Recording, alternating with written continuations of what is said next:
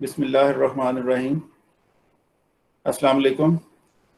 आज हम एक टॉपिक शुरू करने जा रहे हैं जो सी प्लस प्लस को और इस तरह की बहुत थोड़ी सी लैंग्वेजेस हैं उनको from other high languages differentiate करता है, और वो टॉपिक है पॉइंटर वेरिएबल्स का। विदाउट पॉइंटर वेरिएबल्स आप प्रोग्रामिंग लैंग्वेज में ऑलमोस्ट सारे काम कर सकते हैं। पॉइंटर वेरिएबल्स के बगैर आप output, input, assignment, declaration, functions, calling functions, exceptions, multi file programming, file handling, user defined types, आप मतलब जो भी है वो करके आप एक अच्छे लेवल की जो है वो प्रोग्रामिंग आप कर सकते हैं यूजिंग द प्रोग्रामिंग कंस्ट्रक्ट जो अभी मैंने मेंशन की हैं। लेकिन पॉइंटर्स जो हैं वो कुछ लैंग्वेजेस में अवेलेबल होते हैं। पॉइंटर वेरिएबल्स जो हैं वो उस लैंग्वेज की पावर को बहुत ज़्यादा बढ़ा देते हैं, और जो प्रोग्रामर है उसके हाथ में बहुत ज़्यादा कंट्रोल इन जनरल अवेलेबल हो जाता है। विदाउट पॉइंटर्स प्रोग्रामिंग लैंग्वेज के पास कंट्रोल रहता है, बट विद पॉइंटर्स कंट्रोल जो है वो प्रोग्रामर के पास ज़्यादा आ जाता है। So in that sense pointer variables जो है वो प्रोग्रामर के ऊपर को जब इतनी ज्यादा पावर प्रोवाइड करते हैं तो ऑब्वियसली रिस्पॉन्सिबिलिटी भी प्रोग्रामर की जो है वो बहुत ज्यादा बढ़ जाती है। प्रोग्रामर की जो स्किल है वो भी बहुत ज्यादा बेहतर होनी चाहिए। एक ऑर्डिनरी प्रोग्रामर और एक ऐसा प्रोग्रामर जो सी प्लस प्लस में with the help of there is a big difference between the two, and that difference should be. और यही वो डिफरेंस है जिसके बायस अगर computer programmers, computer professionals C plus plus के प्रोग्रामर्स हों तो उनको इन जनरल दूसरे प्रोग्रामर्स की निस्बत प्रेफर किया जाता है, और उनको रिलेटिवली अच्छी पेमेंट भी की जाती है बाकियों की निस्बत। सो स्टूडेंट्स, आते हैं पॉइंटर वेरिएबल्स की तरफ कि ये पॉइंटर वेरिएबल्स हैं क्या। ठीक है, बेसिकली अभी तक आपने वेरिएबल्स का जो कॉन्सेप्ट देखा है वो ये है कि आप टाइप और उसके बाद वेरिएबल का नाम बनाते हैं। तो मेमोरी में according to the type of the variable कुछ स्पेस रिजर्व हो जाती है, और वो space within the scope आपको उस वेरिएबल नाम से एक्सेसिबल होती है। आप उस वेरिएबल नेम को एक्सप्रेशंस में यूज करते हैं तो वहां पर स्टोर्ड वैल्यू उन एक्सप्रेशंस में इस्तेमाल हो जाती है। अगर आप उन वेरिएबल्स को इनपुट में या असाइनमेंट के लेफ्ट साइड पे रखें तो जो भी नई वैल्यू है वो उस वेरिएबल की जगह जहां वो मेमोरी एलोकेटेड है वहां जाके स्टोर हो जाती है। This is all you already know. ठीक है, द पॉइंट के वेरिएबल्स मेमोरी में बनते हैं। ये मेमोरी कंप्यूटर में मौजूद होती है, और ये मेमोरी जो है ये बाइट बाय बाइट एक्सेसिबल होती है, from 0 byte, 1 byte, 2 byte, 3 byte and millions of bytes इसमें मौजूद होती है। ये जो बाइट नंबर है ये basically in one sense location of the memory को रिप्रेजेंट करता है। Byte number 0 is the lowest location where a value can be stored, then byte number 1, then byte number 2, then byte number 3, and so on. So byte number is the location. ठीक है, we are not interested कि हमने एक variable type int का बनाया है जिसका नाम x है, वो लोकेशन 23 पे बना है या 2,85,000 पे बना है। वेरिएबल x जिसकी टाइप int है उसको 4 बाइट्स मिलनी चाहिए, और वो 4 बाइट्स जो हैं वो मेमोरी में किसी भी जगह पर एलोकेट हो जानी चाहिए। उसके बाद जब भी मैं विद इन स्कोप आके उस वेरिएबल का नाम दूं तो मुझे वो वाली 4 बाइट्स एक्सेस होनी चाहिए, और उनमें पड़ी हुई वैल्यू मेरे काम की है क्योंकि वो वैल्यू को मैंने यूज करना है। वहां डेटा है, ठीक है, इंटीजर टाइप का, उसको मुझे इस्तेमाल करना है। पॉइंटर वेरिएबल्स ऐसे वेरिएबल्स हैं जिनमें जो वैल्यू वैल्यू हम स्टोर करते हैं वो डेटा नहीं होता, बल्कि वो मेमोरी लोकेशन होती है, जिसको टेक्निकल टर्म्स में एड्रेस बोला जाता है। सो स्टूडेंट्स, ये बात यहां से मैं शुरू कर रहा हूं कि pointer variables are variables not to store the data जिसको यूजर प्रोसेस करते हैं, उसमें उससे अपनी इंफॉर्मेशन जनरेट करते हैं।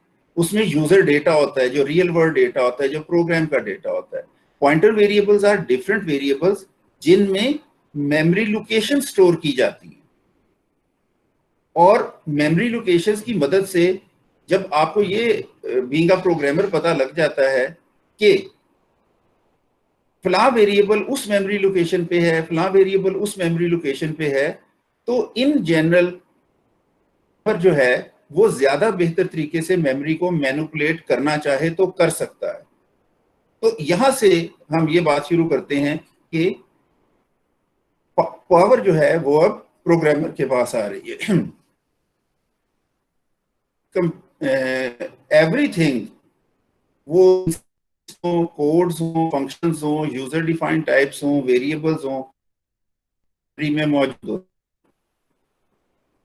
ठीक है, तो अगर आपके हाथ में मेमोरी लोकेशंस आ जाएं तो you can manipulate them.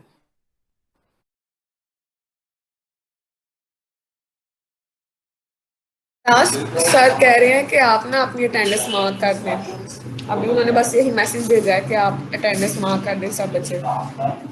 Student, आप में से कोई माइक ऑन करके मुझे ये बता सकते हैं कि अब मेरी आवाज ठीक आ रही है? यस सर, क्लियर आ रही है। चलें, मैंने सिर्फ अपना इंटरनेट राउटर रीस्टार्ट किया है। सो चूंकि आज मौसम डिफरेंट है, तो इस डिफरेंट मौसम में डिफरेंट एक्सपेक्टेशंस जो हैं वो तो हैं। ठीक है, just to share with you कि मैंने एक ऑल्टरनेट इंटरनेट कनेक्शन के लिए भी अप्लाई किया हुआ है, और उसको 15-20 दिन हो गए हुए हैं, लेकिन कंपनी के पास टाइम नहीं है, बावजूद इसके कि उसने मेरे से पेमेंट ले ली हुई है कि वो मेरा दूसरा इंटरनेट कनेक्शन लगा दे। So we have to live with these situations. आप स्टूडेंट जब हमें ये कहते हैं ना कि हमें इंटरनेट प्रॉब्लम्स हैं, तो हमको समझ आ जाती है, क्योंकि हमारे साथ भी मामला चलते रहते हैं। ठीक है, I have a good internet connection and I am getting another, लेकिन मुझे को प्रोवाइड करने को भी तैयार नहीं है। खैर जी, बात मुख्तसर करते हैं। अगर कोई प्रॉब्लम आपको दोबारा फील हो तो बेहतर है कि मतलब सीआर्स जो है वो मुझे मिस कॉल दे दे, मैं अलर्ट हो जाऊंगा, या फिर आप अपना माइक ऑन करके बोल दिया करें। जब आप चैट सेशन में लिखते हैं तो बाज दफा वो चैट सेशन इतनी तेजी से गायब हो जाते हैं कि वो पढ़ा नहीं जाता। सो आप में से कोई एक स्टूडेंट या मल्टीपल स्टूडेंट्स भी माइक ऑन करके अगर मुझे अलर्ट कर देंगे तो मैं कोशिश करूंगा कि टॉपिक रिपीट कर दूं। तो सर यहाँ पर स्टूडेंट्स कह रहे थे कि आवाज की प्रॉब्लम आ रही है, लेकिन आप तक आवाज नहीं पहुंच पा रही थी सही टाइम पर। हाँ, वो बीच में कोई प्रॉब्लम होगी डेफिनेटली, मैं अंडरस्टैंड कर रहा हूँ इस चीज को। ठीक है, थैंक यू तलहा। तो दोबारा शुरू करते हैं। बिस्मिल्लाहिर्रहमानिर्रहीम। तो स्टूडेंट, आज जो हम टॉपिक पढ़ने जा रहे हैं वो है पॉइंटर्स वेरिएबल्स का टॉपिक। पॉइंटर वेरिएबल्स जो हैं ये ऐसे वेरिएबल्स हैं जो जनरली हर प्रोग्रामिंग लैंग्वेज में अवेलेबल नहीं होते। इनके बगैर जो प्रोग्रामिंग लैंग्वेजेस हैं उनमें आउटपुट की फैसिलिटी है, इनपुट की फैसिलिटी है, डेक्लेरेशंस हैं, असाइनमेंट्स हैं, फंक्शंस बनाने की, फंक्शन कॉल करने की, यूजर डिफाइंड टाइप्स बनाने की, एक्सेप्शन हैंडलिंग की, फाइल हैंडलिंग की, और मतलब रेफरेंस वेरिएबल्स वगैरह जो हैं वो सारी चीजें अवेलेबल होती हैं। उनकी मदद से हर किस्म का प्रोग्राम जो है डिवेलप हो सकता है। आपको लैंग्वेज सीखनी होती है और लैंग्वेज के अकॉर्डिंगली आपने अपना जो सॉफ्टवेयर है वो डिवेलप करना होता है। पॉइंटर वेरिएबल्स ये बहुत कम प्रोग्रामिंग लैंग्वेजेस में अवेलेबल हैं, and one of them is C++। Pointer variables ये ऐसे वेरिएबल्स हैं जिनमें हम डेटा स्टोर नहीं करते हैं, जिसे हमने प्रोसेस करके इंफॉर्मेशन जनरेट करनी होती है। इन पॉइंटर वेरिएबल्स में बेसिकली मेमोरी लोकेशन स्टोर की जाती है, वो मेमोरी लोकेशन जहां पर कोई एक वेरिएबल डिफाइन हुआ है। और क्योंकि इनमें हमेशा मेमोरी लोकेशंस होती हैं जिनको टेक्निकली एड्रेस कहा जाता है। तो इनको प्रोसेस करके हम कोई वैल्यूएबल इंफॉर्मेशन जनरेट नहीं करते हैं, लेकिन चूंकि हमें मेमोरी की डायरेक्ट एक्सेस इन सम सेंस मिल जाती है और मेमोरी में ही आपका सारा कोड डेटा मौजूद होता है, तो आप ज्यादा बेहतर तरीके से बीइंग अ प्रोग्रामर उस डेटा को मैनिपुलेट कर सकते हैं। अदरवाइज अगर आप एक इंटीजर वेरिएबल x बनाएंगे तो विद इन स्कोप आप हमेशा x लिखेंगे तो x एक्सेस हो जाएगा, एक्सप्रेशन में यूज करेंगे उसकी वैल्यू यूज हो जाएगी, इनपुट असाइनमेंट में यूज करेंगे उसकी वैल्यू अपडेट हो जाएगी। आप x लिखे बगैर उस मेमोरी लोकेशन को जहां x मेमोरी में x को मेमोरी एलोकेट हुई है, आपके पास कोई और वे नहीं है उसे प्रोसेस करने का। लेकिन जब आपको ये अगर पता लग जाए कि x जो है वो मेमोरी की बाइट नंबर 73 के ऊपर मौजूद है, तो देन आपके हाथ में रिलेटिवली ज्यादा पावर आ जाएगी। अब ये पावर सम टाइम जो है वो डिफिकल्ट टू यूज होती है, तो इसलिए हम बीइंग अ प्रोग्रामर कोशिश करते हैं कि पॉइंटर वेरिएबल्स को सिर्फ वहां इस्तेमाल करें जहां हमें उसकी रियल जरूरत है, खामखा में पॉइंटर वेरिएबल्स हम इस्तेमाल ना करें। तो पहली चीज तो ये है कि पॉइंटर वेरिएबल्स आपको मेमोरी लोकेशंस एड्रेसेस स्टोर करने की फैसिलिटी देते हैं, जिससे आप मेमोरी को बेहतर तरीके से मैनिपुलेट कर सकते हैं। इससे प्रोग्रामिंग की जो पावर है वो बहुत ज्यादा बढ़ जाती है, प्रोग्रामर के हाथ में कंट्रोल ज्यादा आ जाता है। जब प्रोग्रामर के पास पावर आती है, कंट्रोल आता है, तो फिर प्रोग्रामर की रिस्पॉन्सिबिलिटी भी बढ़ जाती है। प्रोग्रामर को बहुत ज्यादा केयरफुल होना पड़ता है। अगर आपने एक्स वेरिएबल को यूज करना है तो सिंपली आप एक्स लिखेंगे, वही 4 बाइट्स यूज होंगी। लेकिन अगर आपको पता लग गया कि एक्स जो है वो 97th बाइट के ऊपर मेमोरी में बना हुआ है, तो even you can use 98, 99, 93rd, 90, 25th bytes. तो आप वेरिएबल का नाम लिखेंगे तो वो 4 bytes as a integer manipulate होंगी, लेकिन जब आप बाइट नंबर 97 को मैनिपुलेट कर रहे होंगे तो आप बाइट नंबर 97 को मैनिपुलेट कर रहे हैं, आप उसको अपने तरीके से मैनिपुलेट कर सकते हैं। सो ये तो था थोड़ा सा इंट्रोडक्शन। मेमोरी कंप्यूटर में 0, 1, 2, 3, 4 ऑनवर्ड बाइट्स की शक्ल में अवेलेबल होती है, ठीक है। सो मैं प्रेजेंटेशन ऑन करता हूं, छोटा सा कोड रन करता हूं और उसके बाद पॉइंटर वेरिएबल्स की तरफ स्टेप बाय स्टेप हम आगे बढ़ते हैं, ठीक है जी।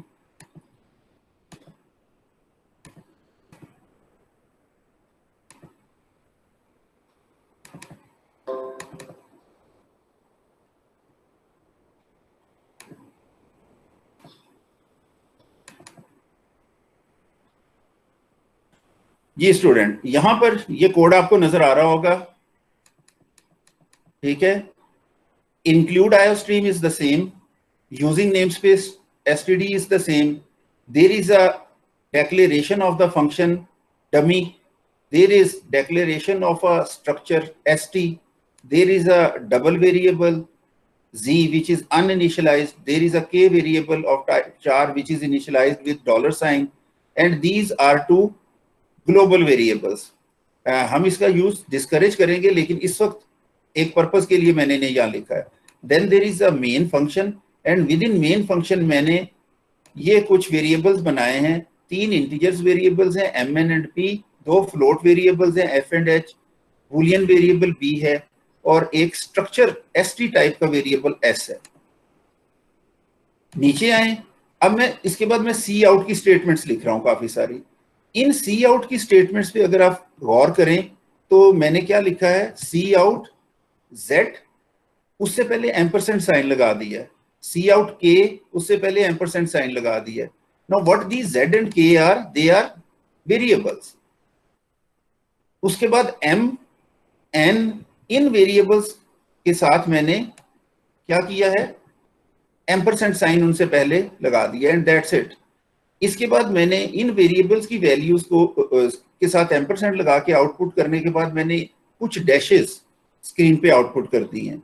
उसके बाद st और डमी जो कि स्ट्रक्चर और फंक्शंस थे, उनके नामों के साथ भी एम्परसेंट साइन लगा के आउटपुट की है। उसके बाद मैंने मेन के साथ आउटपुट की है, ठीक है।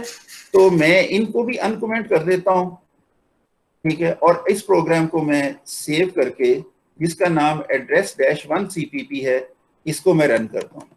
अच्छा स्टूडेंट, यहाँ पे मैंने कमेंट में लिखा हुआ है कि के उसके साथ देयर इज सम प्रॉब्लम, ठीक है।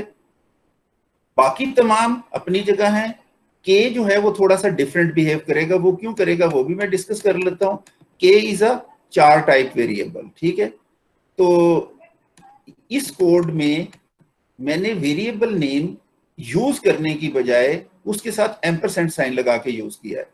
सो let me go to the folder cl address1.cpp. There is an error in it in line number 30. So illegal use of this type as expression. ये लाइन 30 है, इसको मैं फिलहाल कमेंट कर रहा हूं। वापस आता हूं, प्रोग्राम कंपाइल हो गया है and I can execute it. No, still there is an error, ठीक है। डमी फंक्शन जो है, ठीक है, उसको मैं यूज कर रहा हूं, मगर डमी फंक्शन जो है वो इस वक्त मेमोरी में बना हुआ नहीं है। सो मैं डमी फंक्शन को भी कमेंट कर देता हूं, दोबारा प्रोग्राम को कंपाइल करता हूं, ठीक है। और अब अगर मैं इस प्रोग्राम को रन करूं तो मेरे पास ये आउटपुट आ रही है, ठीक है। सो स्टूडेंट, यहाँ पे अगर आप इसको थोड़ी देर के लिए नोट कर लें कि आउटपुट पहली जो आई है वो 0000 दिस, ये एक हेक्साडेसिमल वैल्यू है। फिर डॉलर साइन है और फिर काफी सारी हेक्साडेसिमल वैल्यूज हैं, फिर डैशेस हैं और फिर एक हेक्साडेसिमल वैल्यू है। These all are basically addresses, byte numbers, where the variables have allocated space in the memory. ये जो डॉलर साइन है, ये मैंने आपसे कहा था कि ये कैरेक्टर्स में प्रॉब्लम क्रिएट करता है, ठीक है। तो उसके लिए मैं इसके डाटा टाइप को कास्ट कर लूं तो मुझे उसका एड्रेस भी मिल जाएगा। मैं ये यहाँ पर इंस्टेड ऑफ दिस मैं ये प्लेस कर देता हूँ और एक दफा इस कोड को रन करता हूँ, ठीक है। अब सारे के सारे मुझे एड्रेसेस मिल रहे हैं, ठीक है। ये डिफरेंट एड्रेसेस हैं, आप इन पे गौर करोगे तो ये जो शुरू के दो एड्रेसेस हैं उनमें पहली 4 हेक्साडेसिमल डिजिट्स 0 हैं, उसके बाद मेमोरी एड्रेस आगे शुरू हो जाता है। लेकिन ये जो नीचे वाले मेमोरी एड्रेसेस हैं इनमें 6 या 7 जीरोस हैं और उसके बाद कोई हेक्साडेसिमल डिजिट आता है। और सिमिलरली ये जो आखिर के ऊपर डैशेस के बाद आया है इसमें भी वही 7 वाली लोकेशन अवेलेबल है। तो स्टूडेंट, यहां से आप एक चीज का तो अंदाजा लगा लें कि we can get the location of the memory, the byte number where a variable is stored in the memory with the help of an operator ampersand.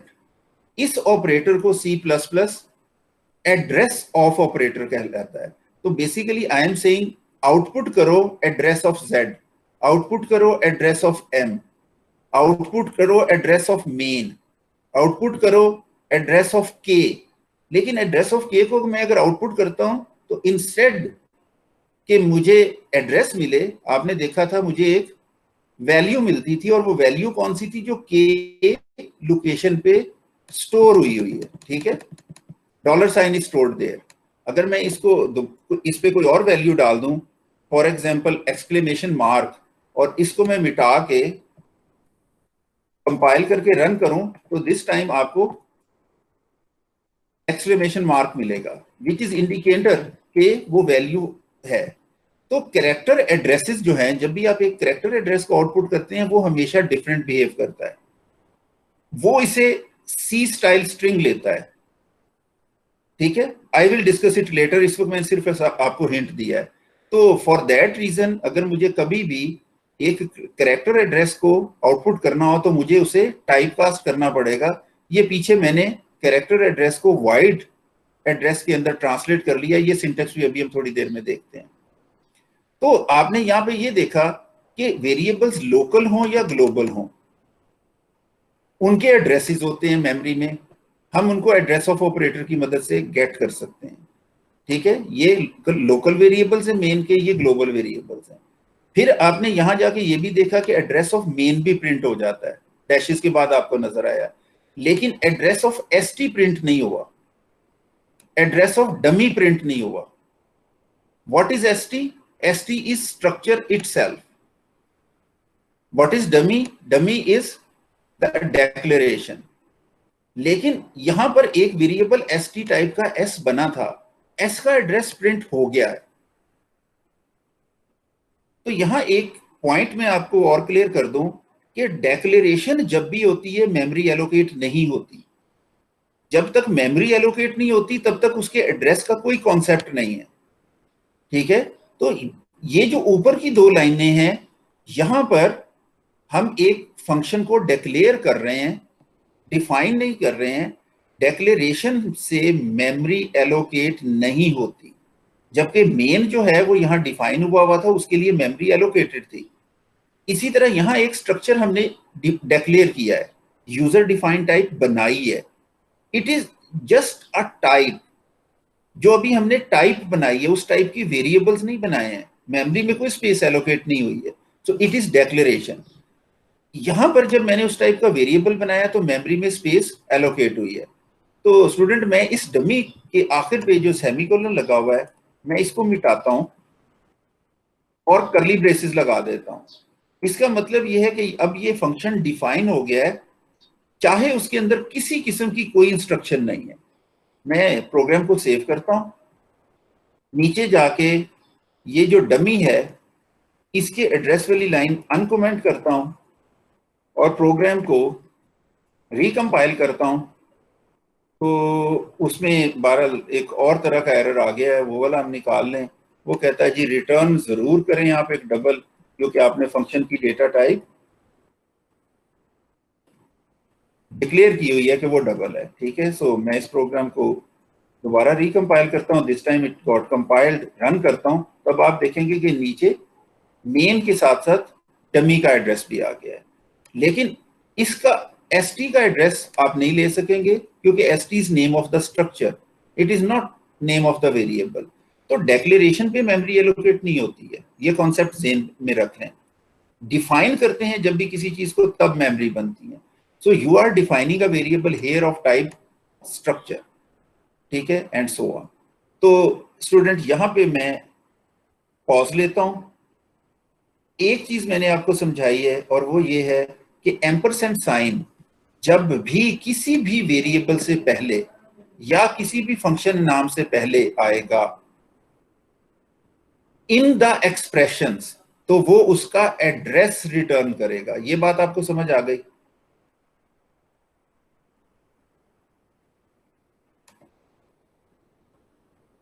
ठीक है स्टूडेंट्स? सर एम्परसेंड साइन से तो रेफरेंस भी तो लेते हैं।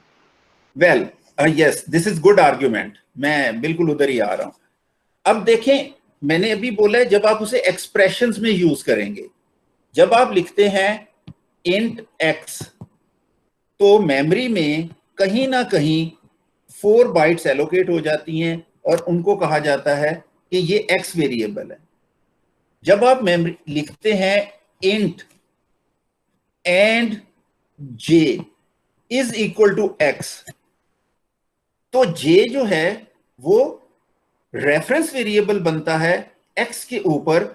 इन that case कोई नई मेमोरी एलोकेट नहीं होती, बल्कि एग्जैक्टली वही मेमोरी जो एक्स को एलोकेटेड है वही जे के लिए रेफर होना शुरू हो जाती है। तो यहां पर आपने ये जो एम्परसेंड साइन है वो यूज किया है डेक्लेरेशन करते हुए, एक जे वेरिएबल को डिक्लेयर करते हुए आपने उसके साथ एम्परसेंड साइन लगाया है। मैं आज जिस चीज का जिक्र कर रहा हूं वो कर रहा हूं यूज कि आप एक्सप्रेशन में जब इस्तेमाल करेंगे, देखें जब आप सी आउट लिखते हैं तो आप बेसिकली यहां पर एक एक्सप्रेशन लिखते हैं, ठीक है। यहां पे मैंने लिखा है आज एक्सप्रेशन की जगह पर एड्रेस ऑफ एक्स। जब आप एक्सप्रेशन में एक वेरिएबल से पहले एम्परसेंड साइन लगाएंगे तो ये वाला ऑपरेटर कहलाएगा एड्रेस ऑफ ऑपरेटर। ठीक है, जब आप डेक्लेरेशन में लगाएंगे तो ये उसको रेफरेंस वेरिएबल बना देगा। तो ये एम्परसेंड साइन जो है ये कई जगह पर यूज होता है, डिपेंडिंग अपॉन इट्स यूज इसका इंपैक्ट होता है। तो डेक्लेरेशन में इसका इंपैक्ट ये है कि ये वेरिएबल को रेफरेंस वेरिएबल बनाता है, उसका एड्रेस रिटर्न नहीं करता है। लेकिन जब आप इसे एक्सप्रेशंस में यूज करते हैं तो फिर ये उसका एड्रेस रिटर्न करता है। ठीक है student, so address of operator ये हो गया। इसके अलावा भी एम्परसेंड साइन का एक यूज है। ये दो इंटीजर वेरिएबल्स की को bit by bit and operation उन पे परफॉर्म करता है, इसलिए इसको बिट वाइज एंड भी कहते हैं। तो अगर दो इंटीजर वेरिएबल्स के बीच में एम्परसेंड साइन आ जाए तो वहां पर ampersand sign, ampersand character as a bitwise operator use होगा। तो C++ में कुछ ऑपरेटर्स ऐसे हैं जो depending upon their use different purpose के लिए इस्तेमाल होते हैं। One of them is ampersand sign. ठीक है स्टूडेंट, ये चीज आपको क्लियर हो गई। मैं कोड में वापस जाता हूं। यहां मैं आपके सामने अब एक नया वेरिएबल क्रिएट कर रहा हूं ऑफ टाइप डबल। ठीक है, और वो डबल वेरिएबल को मैं dd का नाम देता हूं और उसको मैं z असाइन कर देता हूं। तो this time dd is declared as a reference variable referring z। ये z का एड्रेस है, मैं z के जस्ट ऊपर एड्रेस ऑफ dd भी प्रिंट कर रहा हूं। The very first line is this one. मैं कोड में वापस आता हूं, रन करता हूं। आप ये देखें कि ये दोनों एड्रेसेस एग्जैक्टली सेम है। The address of dd referring z has allocated same memory where z is. तो रेफरेंस वेरिएबल नई मेमोरी एलोकेट नहीं करता, रेफरेंस वेरिएबल एग्जिस्टिंग मेमोरी को एक नया नाम असाइन कर देता है। डिपेंडिंग अपॉन द स्कोप आप उस वेरिएबल को यूज कर लेते हैं। तो आउट ऑफ स्कोप जो मेमोरी होती है उसको एक्सेस करने के लिए हम रेफरेंस वेरिएबल्स इस्तेमाल करते हैं। ठीक है स्टूडेंट, तो मेरा ख्याल है कि इस ऑपरेटर के ऊपर जो है वो काफी सारी डिस्कशन हो गई है कि ये वाला जो ऑपरेटर है ये हमें एड्रेस रिटर्न करेगा किसी भी डिफाइंड एंटिटी का जो C++ में है। Defined entity mean either it is a variable और अ फंक्शन, क्योंकि तीसरी तो कोई चीज होती नहीं है ना। इन जनरल मेमोरी में या वेरिएबल्स होते हैं जिनमें हम डेटा स्टोर करते हैं, या फंक्शंस होते हैं जिनमें इंस्ट्रक्शंस होती हैं। तो हम एड्रेस ऑफ ऑपरेटर की मदद से एड्रेस फाइंड आउट कर सकते हैं। उन चीजों का एड्रेस हमें नहीं मिलता जो जस्ट डिक्लेयर्ड होती हैं। ठीक है, जब भी हम यूजर डिफाइंड टाइप डिक्लेयर करते हैं वो डेक्लेरेशन होती है। जब उस टाइप के वेरिएबल्स बनते हैं फिर उसकी डेफिनेशन शुरू होती हैं। तो ये पहला एस्पेक्ट था कि हमने एड्रेस ऑफ ऑपरेटर को इंट्रोड्यूस किया। दूसरे कोड की तरफ आते हैं जो मैं आपके साथ शेयर कर रहा हूं। इसमें जो मैं बताऊं कि मेन जो है उसमें मैंने एक एरे ऑफ शॉर्ट इंट्स लिया है, 4 की एरे डिक्लेयर की है। उसके बाद मैं ये सी आउट की मैंने 4 स्टेटमेंट्स लगाई हैं। Ampersand n0, it is supposed to return the address of 0th element of the array n, address of n1, address of n2, address of n3. So they are supposed of returning the addresses of 0, 1, 2, 3, 4 locations of the array n. ऊपर मैंने simply array का नाम output कर दिया। ये हमने पढ़ रखा है कि एरे जो है उसका नाम पैरामीटर पासिंग में तो यूज हो सकता है, लेकिन अगर मुझे एरे को एक्सप्रेशंस में यूज करना है तो मुझे इंडेक्स बाय इंडेक्स यूज करना होगा। टोटल एरे नहीं हो सकती, मगर मैं आउटपुट कर रहा हूं एन को। और अगर ये एन कैरेक्टर टाइप की एरे होती तो ये स्पेशल ट्रीटमेंट होती कि it is a C style string. लेकिन चूंकि ये कैरेक्टर एरे नहीं है तो इसका बिहेवियर देखते हैं और फिर डिस्कस करते हैं। उसके बाद मैंने ये कुछ डैशेस आउटपुट की हैं, फिर मैंने साइज ऑफ एन लिखा है। size of n mean the size of array n, because n is an array. then मैंने size of second element of array लिखा है. फिर मैंने डबल डैशेस प्रिंट करके डमी फंक्शन कॉल किया है और डमी फंक्शन को एरे का नाम और 4 पास कर दिया है. So here is dummy function short A, उसी टाइप की एरे में ले रहा हूं. इंट एन, इसमें 4 आ जाएगा. यहां ए है एरे का नाम, मेन में एरे का नाम एन था. एग्जैक्टली वही कोड मैंने यहां रिपीट कर दिया है बट विथ ए. तो डबल डैशेस के बाद डमी फंक्शन की आउटपुट आएगी, उससे पहले मेन की आउटपुट आएगी. सो लेट्स सी कि इसको हम कंपाइल करें तो क्या मिलता है.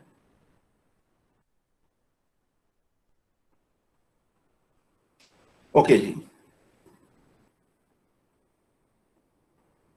इससे मुझे ये आउटपुट मिली है. ये n को आउटपुट करने से मिली है, ये n 0 को आउटपुट करने से मिली है. और अगर आप देखें तो ये दोनों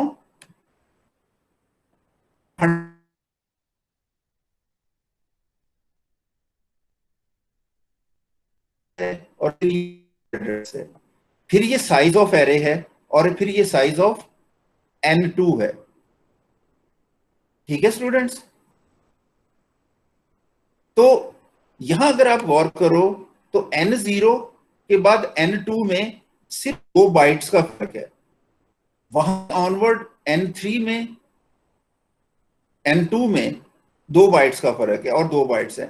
तो चूंकि ये वाली जो एरे है ये शॉर्ट की है और हर शॉर्ट जो है वो 2 बाइट्स लेता है और एरे मेमोरी में हमेशा कॉन्टिजियस लोकेशंस पे बनती है, तो उनके एड्रेसेस में जो वो 2 बाइट्स का होगा.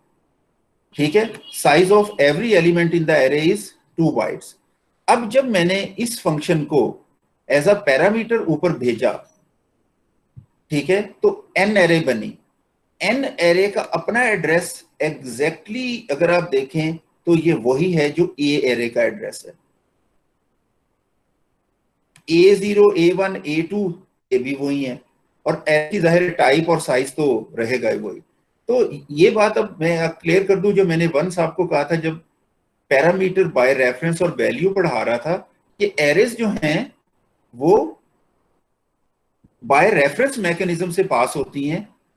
जब आप पैरामीटर में एरे पास करते हैं तो नई कॉपी एरे की नहीं बनती है बल्कि ओरिजिनल एरे ही यूज हो रही होती है.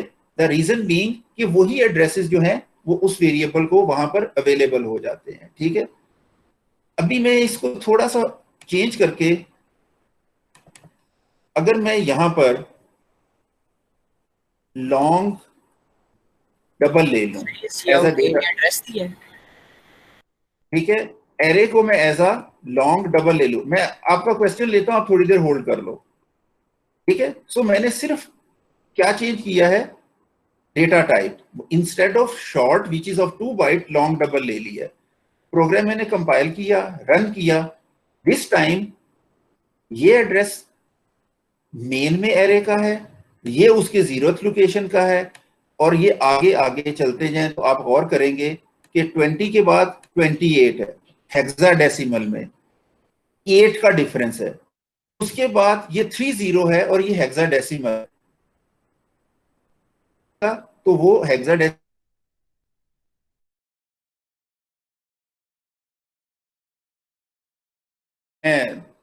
दोबारा थोड़ा सा रिपीट कर देता हूं कि यहां पर बेसिकली मैं एक एरे के रेफरेंस से एड्रेसेस की बात कर रहा था. तो एरे में जब आप एक एरे बनाते हैं मेन में, ठीक है, तो according to its data type वो मेमोरी में बनती है. नहीं आ रही. अच्छा, प्रेजेंटेशन रुक गई. आ गया. Okay okay okay okay great. So memory में जब आप एक एरे बनाते हैं तो वो मेमोरी में हमेशा कॉन्टिजियस लोकेशंस पे बनती है. मैंने उसके एड्रेसेस को आउटपुट करके आपको ये बताया है. और जब आप एक फंक्शन को एक एरे पास करते हैं, वो फंक्शन उस एरे को रिसीव करता है, तो एड्रेसेस में उस एरे के कोई चेंज नहीं आता उस फंक्शन में. इससे हमें ये भी पता लगता है कि array by some sort of reference mechanism से पास हो रही है. तो अगर int A3 आप डिक्लेयर करते हैं तो वो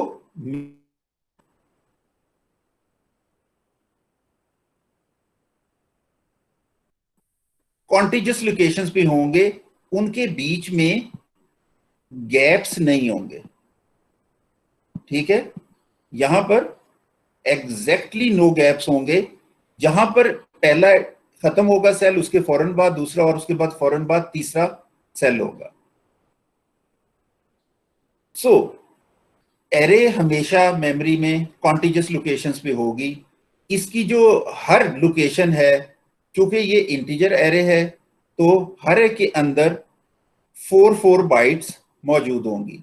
सो जो भी एड्रेस इस जगह का होगा, ये वाला एड्रेस उससे 4 ऊपर या नीचे होगा, और ये वाला एड्रेस उससे 4 ऊपर या नीचे होगा। ठीक है, तो एरे जो है जब भी मेमोरी में बनेगी, उसमें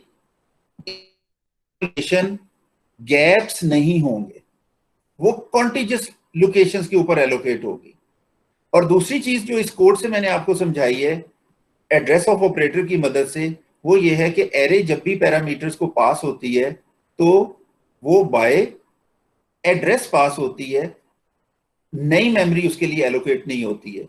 लेकिन अगर आप वेरिएबल्स बनाएंगे और वेरिएबल्स बाय वैल्यू पास होंगे, तो नए वेरिएबल्स जो हैं वो उस फंक्शन के क्रिएट हो जाएंगे।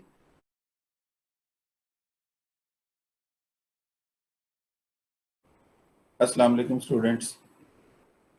जो हमारा रेगुलर सेशन था उसमें इंटरनेट की बहुत ज़्यादा इंटरप्शन थी, तो उसमें से जो रीज़नेबल रिकॉर्डिंग मुझे मिली है वो तकरीबन हाफ एन आवर की है। और उस हाफ एन आवर के अंदर हमने एड्रेस ऑफ ऑपरेटर को देखा है कि एड्रेस ऑफ ऑपरेटर जो है वो हमें एड्रेस रिटर्न करता है, यानी कि मेमोरी लोकेशन रिटर्न करता है किसी भी डिफाइंड एंटिटी की जो हमारे प्रोग्राम में होती है। डिफाइंड एंटिटी मीन कोई वेरिएबल हो सकता है, कोई एरे हो सकती है, एरे का कोई एक इंडेक्स हो सकता है, या कोई फंक्शन हो सकता है। सो हमें एड्रेसेस मिलते हैं। हमने ये देखा कि एरे जो है उसकी हर वैल्यू जो है वो कॉन्टिजियस लोकेशन पे होती है। तो आगे बढ़ते हैं। इन एड्रेसेस को जो हमें एड्रेस ऑफ ऑपरेटर की मदद से मिलते हैं, या इम्प्लिसिटली एरे का नाम एक एड्रेस प्रिंट करता है या एड्रेस रिटर्न करता है, उनको हम अपने लिए कैसे इस्तेमाल कर सकते हैं उसके ऊपर कुछ बात करते हैं। सो अब हम इंट्रोड्यूस करने जा रहे हैं पॉइंटर वेरिएबल्स। ये ऐसे वेरिएबल्स हैं जो अपने अंदर एक एड्रेस स्टोर करेंगे रादर डेटा। तो मैं प्रेजेंटेशन ऑन करता हूं।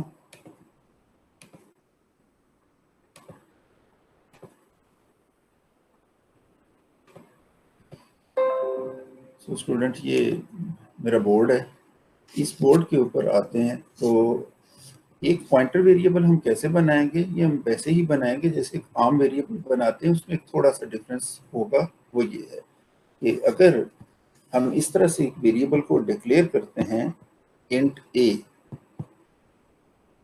या ऑप्शनली इक्वल टू 10, तो उससे मेमोरी में समवेयर 4 बाइट्स एलोकेट होती हैं। उन 4 बाइट्स का नाम a बनता है, और उनमें ये वाली वैल्यू स्टोर हो जाती है in the form of binary, what ever its representation mechanism is. और मेमोरी का ये जो बाइट नंबर है वो a का एड्रेस होता है। तो अब मैं एक नया वेरिएबल डिक्लेयर करने जा रहा हूँ और मैं लिखता हूँ इंट p, मगर इससे पहले मैं वेरिएबल नेम से पहले स्टैरिक लगा देता हूँ between the data type and the variable name. अब भी यही होगा कि मेमोरी में एक वेरिएबल बनेगा p, जहां भी जगह मिलेगी उसे वहां पर वो वेरिएबल बन जाएगा। लेकिन अब ये वेरिएबल इंटीजर टाइप का नहीं है, बल्कि हम इसे क्या बोलेंगे, it is a pointer to an integer. ठीक है, पॉइंटर टू इंट। ये जो p है, it can hold address of an integer variable.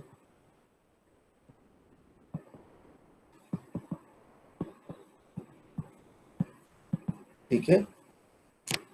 Although के एड्रेस जो है वो बाइट नंबर होता है, और इंट का एड्रेस भी एक बाइट नंबर होगा, फ्लोट का एड्रेस भी बाइट नंबर होगा, फंक्शन का एड्रेस भी बाइट नंबर होगा, लेकिन pointer variables are very much sensitive, ठीक है। They can hold address of some specific type, ठीक है। तो p जब इस तरह से डिक्लेयर करेंगे तो it can hold address of some integer variable. So मैं इसे यहीं पे इनिशियलाइज कर देता हूं, is equal to address of a, जो कि नीचे जाके भी हो सकता था अगर मैं सेमीकोलन लगा के इंट स्टैटिक p सेमीकोलन लिख देता, तो उसके बाद क्या होना था कि यहाँ पे वेरिएबल में एक गार्बेज एड्रेस होना था, एक अननोन एड्रेस होना था। अब इस लाइन के लिखने से, ठीक है, कि मैंने p को एक वैल्यू असाइन भी कर दी है, उससे क्या होगा, उससे ये है कि ये वाला जो एड्रेस है, ये वाला जो एड्रेस है, ये इस यहाँ पे स्टोर हो जाएगा, ठीक है। इस p लोकेशन में a का एड्रेस स्टोर हो जाएगा। तो p is a pointer variable. अगर मैं p की डेटा टाइप में पहले लिख देता फ्लोट पॉइंटर और उसको एड्रेस ऑफ a असाइन करने की कोशिश करता, तो ये एक टाइप मिसमैच है, because a is an integer variable, उसका एड्रेस जो है वो स्पेसिफिकली अगर मैं आपको बताऊं तो उसके एड्रेस की टाइप ये है, because a is a integer variable. अगर मैं उसे फ्लोट स्टेरिक p में रखने की कोशिश करता तो टाइप मिसमैच आ जाती, फ्लोट स्टेरिक और इंट स्टेरिक में एक कॉन्फ्लिक्ट आ जाता। बेशक ये दोनों एड्रेसेस ही हैं, बाइट नंबर्स ही हैं, लेकिन देयर इज अ डिफरेंस।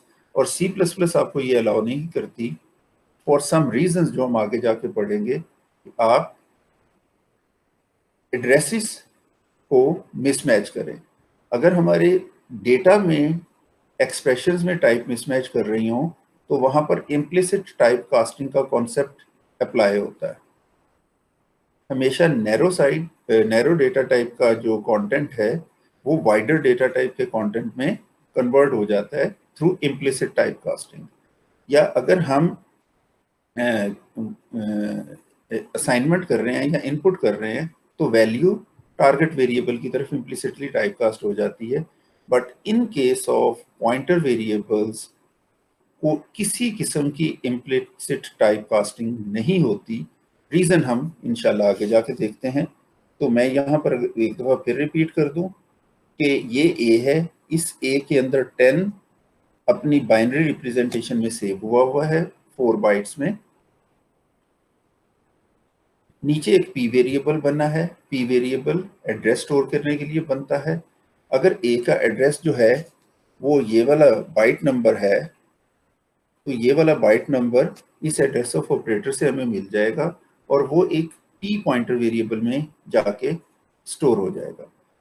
इसके बाद अगर हम एक इस p वेरिएबल को आउटपुट करेंगे, हम लिखेंगे cout स्टैटिक cout p, तो हमें आउटपुट के ऊपर एक हेक्साडेसिमल एड्रेस मिलेगा, जैसा कि हमने इससे पहले देखा है, which is basically the address of a stored in p। यहाँ एक नई चीज इंट्रोड्यूस करते हैं कि अगर हम इंस्टेड ऑफ p एक्सप्रेशंस में इससे पहले एक ऑपरेटर स्टैटिक लगा दें, ठीक है, तो उससे हमें इनडायरेक्टली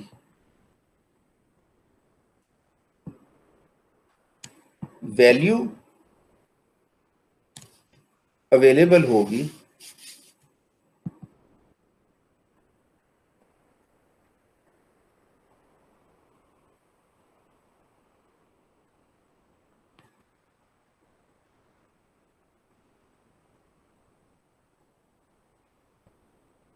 ठीक है, हमें इनडायरेक्टली वो वैल्यू एक्सेसिबल हो जाएगी जिसका एड्रेस, जिस लोकेशन का एड्रेस p में पड़ा होगा, ठीक है। सो ये ऑपरेटर जो है ये कहलाता है इन डायरेक्शन और डी रेफरेंस ऑपरेटर। इन डायरेक्शन और डी रेफरेंस ऑपरेटर। ठीक है, इसका काम होता है कि पॉइंटर वेरिएबल में एड्रेस पड़ा हुआ है, जहां का एड्रेस पड़ा हुआ है वहां पड़ी हुई वैल्यू आपको दे दे। पी में in a sense reference of A है, in a sense reference of A, actually तो उसमें एड्रेस ऑफ ए है। तो डी रेफरेंस मीन ये उसका आपको दे दे। The difference between the reference variable and the pointer variable is कि इन केस अगर हम एक वेरिएबल को रेफरेंस वेरिएबल बनाते हैं तो उसके लिए कोई नई मेमोरी एलोकेट नहीं होती है, उसी एड्रेस को एक नया नाम मिल जाता है और जिस स्कोप में वो रेफरेंस वेरिएबल होता है उसमें वो मेमोरी कंटेंट्स आपको अवेलेबल हो जाते हैं। लेकिन जब हम एक पॉइंटर वेरिएबल बनाते हैं तो पॉइंटर वेरिएबल्स के लिए एक नई मेमोरी एलोकेट होती है, उस मेमोरी में हम एड्रेसेस स्टोर कर सकते हैं respective data type of variables of data type. अब चूंकि ये एक नई मेमोरी लोकेशन है, इसकी डेटा टाइप भी डिफरेंट है, तो जब हम उसे आउटपुट करेंगे तो हमें एड्रेस प्रिंट होगा जो उसके अपने कंटेंट्स हैं। लेकिन अगर उससे पहले हम स्टैरिक लगा देंगे when we are using it in expressions, तो ये स्टैरिक ऑपरेटर किसी पॉइंटर वेरिएबल से पीछे अगर लगा होगा तो ये उसकी इनडायरेक्टली हमें एक वैल्यू देगा या डी रेफरेंस कर देगा। और ये कौन सी वैल्यू हमें इनडायरेक्टली देगा?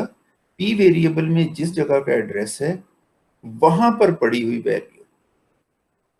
सो in the above example, since in point p pointer variable we have address of a and the value stored at a is 10, so steric p will give us 10.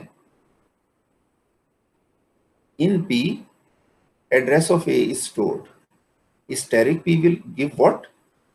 Whatever address is stored in p at that location, it gives us the integer value because p is a pointer to integer. तो अभी तो exact mix match था, हमें वहां से ये 10 मिल जाएगी। ठीक है, तो अगर मैं लिखूंगा सी आउट स्टैरिक पी तो आउटपुट क्या आएगी? हेक्साडेसिमल एड्रेस की बजाय जहां पे भी कर्सर होगा वहां पर 10 अपीयर हो जाएगा। तो स्टूडेंट ये इनडायरेक्शन ऑपरेटर है, ये पॉइंटर वेरिएबल है। ठीक है, ये इनका एक हल्का सा इंट्रोडक्शन है। इसके ऊपर हम कुछ एग्जांपल्स देखते हैं और उन एग्जांपल्स से हमें ये टॉपिक जो है थोड़ा सा रिलेटिवली मजीद क्लियर हो जाएगा।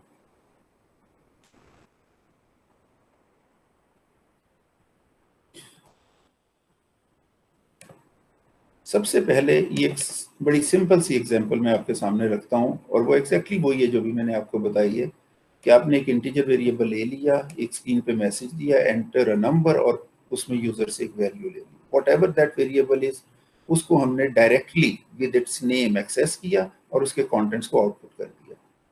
यहाँ तक हमारा कोड वही है जो हम ऑलरेडी पढ़ के आ चुके हैं।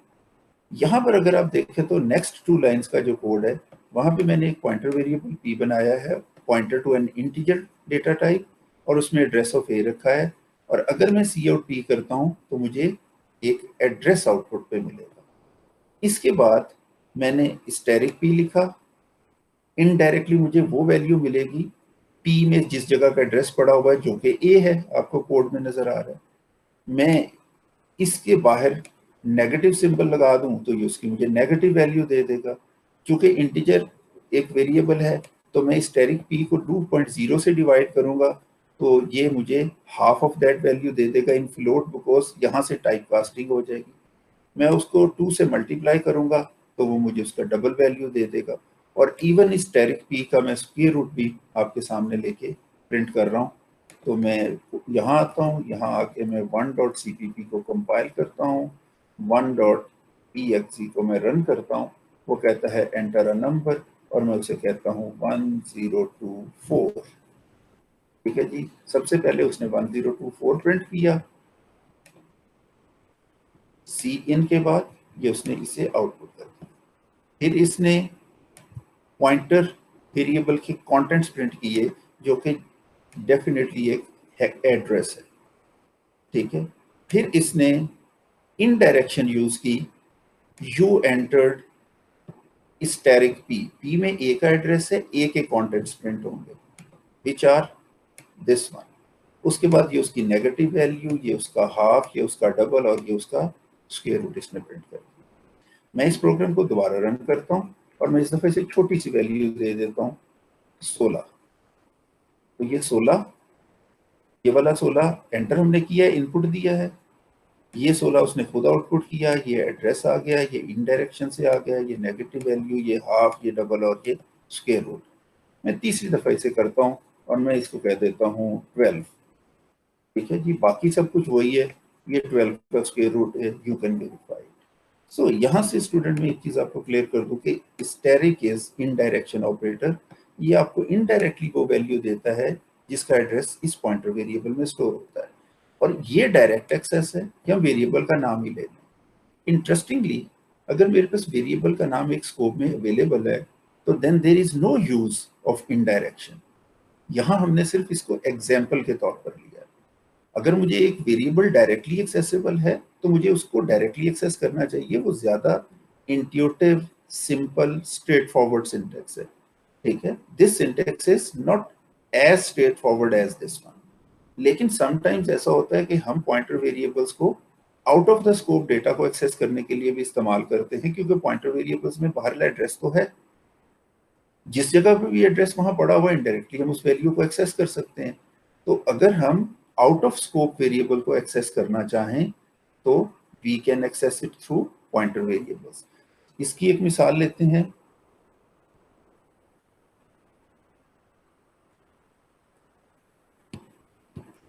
ठीक है जी, फर्ज कर लें कि ये हमारे पास मेन में एक वेरिएबल ए है जिसमें 10 हमने स्टोर किया है, एक और वेरिएबल बी है जिसमें हमने 25 स्टोर किया है। मैं एक फंक्शन कॉल करता हूं जिसका नाम मैं रखता हूं स्वैप ए कॉमा बी, और उसके ये फंक्शन से मैं ये चाह रहा हूं कि ये ए और बी की वैल्यूज को स्वैप कर दे, यानी कि इंटरचेंज कर दे। ठीक है, तो मैं स्वैप फंक्शन कैसे बनाऊंगा? स्वैप फंक्शन जो है वो कुछ यूं बन सकता है कि void swap int x int y,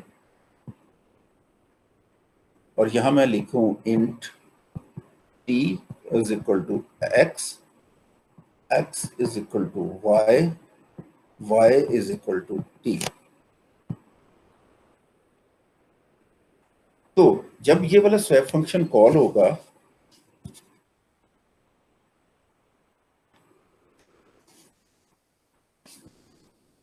ए और बी यहां पास हो जाएंगे। ए की वैल्यू है 10, वो x की वैल्यू बन जाएगी, y की वैल्यू है 25, वो इसकी वैल्यू बन जाएगी। एक नया वेरिएबल t बनेगा, उसमें वो वैल्यू आएगी जो x की वैल्यू है, ये स्टेटमेंट एग्जीक्यूट हो जाएगी।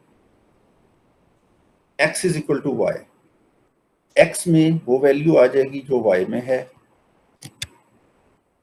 ये लाइन भी एग्जीक्यूट हो जाएगी। y is equal to t, t में वो वाली वैल्यू आ जाएगी जो रादर y में वो वैल्यू आ जाएगी जो t में है, ये लाइन भी एग्जीक्यूट हो जाएगी। तो अब आप अगर यहाँ देखें तो जब ये फंक्शन कॉल हुआ था तो x में 10 था, y में 25 था। जब ये फंक्शन अपने काम कंप्लीट करने जा रहा है तो उस वक्त x में 25 है और y में 10 है, वैल्यूज इंटरचेंज होती हैं। जब ये फंक्शन एंड हो जाएगा तो हम वापस यहाँ पर आ जाएंगे। लेकिन स्टूडेंट, इससे a और b को कोई फर्क नहीं पड़ा। इस स्वैप फंक्शन ने क्योंकि call by value mechanism use किया था तो a और b की वैल्यूज यहां पर आई थी विच आर 10 एंड 25, लोकली वो स्वैप हो गई हैं, लेकिन a और b को फर्क नहीं पड़ा। ठीक है, तो हम ऐसा करते हैं कि instead of using call by value mechanism हम call by reference mechanism use कर लेते हैं, एम्परसेंड साइन यहां लगा देते हैं। अब ये होगा ये कि x और y नए वेरिएबल्स नहीं बनेंगे, ये a और b को ही रेफर करेंगे। तो जो चेंज x और y में आएगी वो एक्चुअली a और b में आएगी, यानी कि यहाँ पर 25 और यहाँ पर 10 हो जाएगा और हमारा स्वैप का ऑब्जेक्टिव अचीव हो जाएगा। तो ये स्वैप फंक्शन बनाने का एक तरीका है कि हम रेफरेंस वेरिएबल्स यूज कर लें और हमें रेफरेंस वेरिएबल्स यूज करने चाहिए क्योंकि उनका सिंटेक्स पॉइंटर वेरिएबल्स की निस्बत ज्यादा क्लीन और सेफ है। लेकिन अगर हम इसको पॉइंटर वेरिएबल्स की मदद से करना चाहें तो वो कैसे करेंगे? इन दैट केस हम यहाँ पर, अब ये गौर से देखिएगा, यहाँ पर हम x को पॉइंटर वेरिएबल बनाएंगे और y को भी पॉइंटर वेरिएबल बनाएंगे। अब जब ab से कॉल करेंगे तो वो नेचुरली कॉल नहीं हो सकेगा क्योंकि ab तो इंटीजर्स हैं और स्वैप फंक्शन के पैरामीटर्स पॉइंटर वेरिएबल्स हैं। सो ऑर्डिनरी इंटीजर वेरिएबल्स और पॉइंटर वेरिएबल्स की डाटा टाइप की मिसमैच है। सो इन दैट केस हमें यहाँ से एड्रेस ऑफ a और एड्रेस ऑफ b भेजना पड़ेगा। Now address of a can be stored in a pointer variable of type integer. तो जब ये दोनों एड्रेसेस यहाँ पर आ जाएंगे तो x और y वेरिएबल्स अब ये हो जाएंगे। इसके बाद अब मैं एक t वेरिएबल बनाता हूँ और उसमें x में स्टोर नहीं कर पाऊंगा क्योंकि x में तो एड्रेस पड़ा हुआ है। तो मैं इनडायरेक्टली वो वाली वैल्यू जो x के एड्रेस पे पड़ी हुई है उसको t वेरिएबल में ला रहा हूं और x में एड्रेस किसका है? a का। ठीक है, बेहतर यह है कि मैं इसको यहां से थोड़ा सा साफ कर लूं।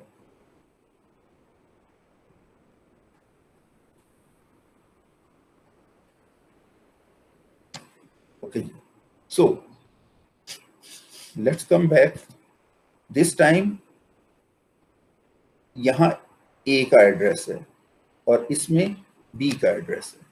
तो मैं जब लिखता हूं स्टैरिक x यहाँ पे तो मुझे इनडायरेक्टली a एक्सेसिबल होता है और a में 10 है तो t में भी 10 आ गया।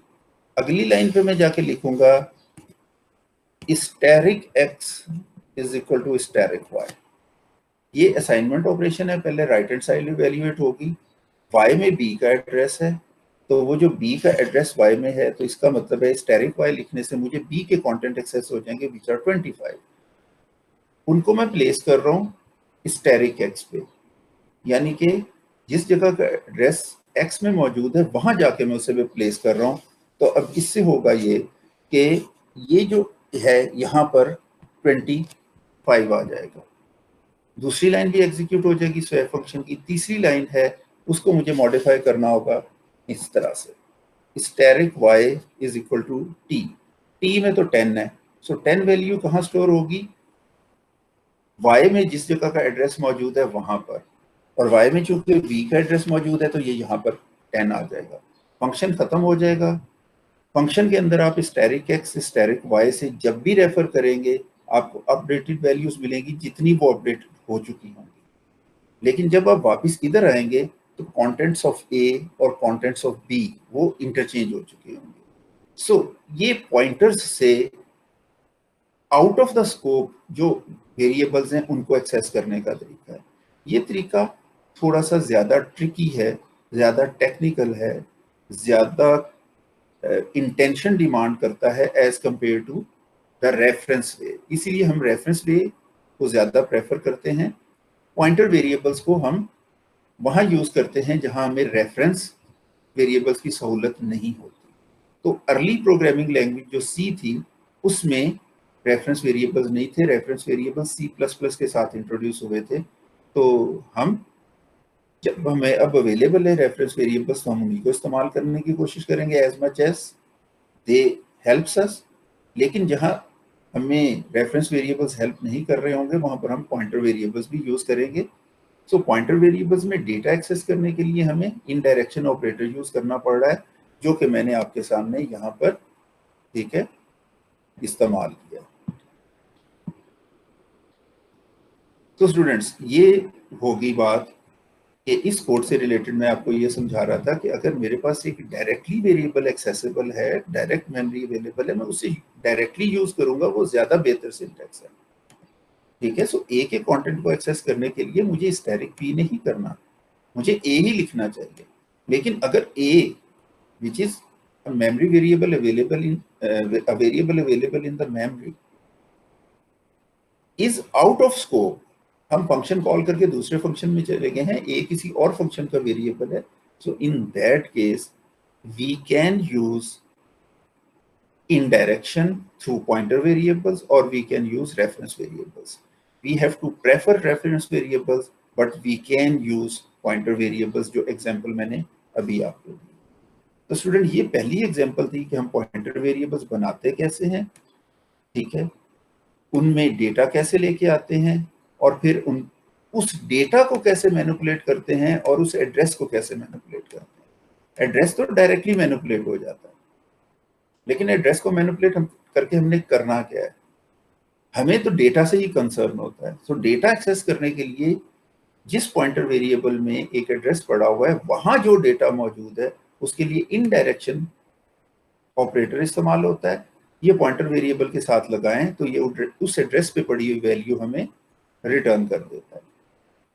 तो let's have another look on the pointer variables. वो लुक ये है कि अगर मैं कहता हूं कि ये मेरे पास एक वेरिएबल a है और ये मेरे पास एक वेरिएबल p है, और p is a pointer variable, तो मैं ये कहता हूं कि p is pointing to a। अब जब भी मैं स्टैटिक p लिखूंगा तो उससे मुझे ये वाली वैल्यू एक्सेस हो जाएगी। This is what an indirection operator is. p is pointing to a. p has address of a. p is a pointer pointing to a. So p से हम एक p के जो contents हैं वो एक एड्रेस है किसका, a का, तो हम वहां से एक एरो या पॉइंटर लेके वहां पर ड्रॉ कर देते हैं। सो अक्सर बुक्स में, लिटरेचर्स में ये आपको यूं मिलेगा। और जब भी मैं इस p पॉइंटर वेरिएबल के साथ स्टैटिक लगाऊंगा तो ये मुझे उस एड्रेस पे पड़े हुए, क्योंकि p is pointing to a, p has address of a, तो a पे के जो कंटेंट्स होंगे वो मुझे स्टैटिक p से अवेलेबल हो जाएंगे। चलते हैं अगली मिसाल की तरफ। ये मेरे पास एक और मिसाल है, इसमें मैं थोड़ा सा और चीज को मैं वाज़ेह करना चाह रहा हूं। मैंने एक वेरिएबल a लिया और उसके बाद मैंने ये लिखा कि enter a number to store at, ये आउटपुट आएगी which is address of a, see in a. तो मैंने डायरेक्टली उस कंटेंट्स को यूज किया है। मैंने ये लिखा एंटर अ नंबर, मैंने लिखा है इस एड्रेस पे जो आपने नंबर स्टोर करना है वो एंटर करें। फिर मैंने एक इंट वेरिएबल लिया और अब मैं प्रोग्राम में कह रहा हूं using the copy pasting of above address enter the location where you stored that value. तो यूजर जो भी वैल्यू एंटर करेगा वो चूंकि हेक्साडेसिमल में है तो मैंने यहाँ हेक्स मैनिपुलेटर यूज कर लिया। तो यहाँ अब मेरे पास ADDR which is a normal integer variable, उसमें क्या चीज आएगी, एड्रेस ऑफ A जब मैं कॉपी पेस्ट करूंगा। इसके बाद मैंने एक इंटीजर वेरिएबल लिया और इंटीजर पॉइंटर वेरिएबल लिया और एडर में जो एड्रेस पड़ा हुआ था उसको मैंने टाइप कास्ट किया into integer pointer, because adder में तो एक वैल्यू पड़ी हुई है, बेशक उसको मैंने हेक्साडेसिमल में एंटर किया है। Adder is an integer variable, इस p is a pointer variable, तो मैंने इसको उसमें टाइप कास्ट कर लिया। अगर मैं इसे डायरेक्टली लिखूंगा तो ये सिंटेक्स एरर आ जाएगा। इसके बाद मैं कहता हूं static p times static p, तो ये उसी वैल्यू को स्क्वायर बना देगा। सो लेट्स सी कि ये एग्जीक्यूट कैसे होता है। तो cl2.cpp code got compiled 2.exe run enter a value to store at this address। मैं यहां पर 8 लिख के एंटर कर रहा हूं। वो कहता है कि मुझे लोकेशन बताओ। मैं इसको यहां से यहां कॉपी करता हूं और यहां पे पेस्ट कर देता हूं।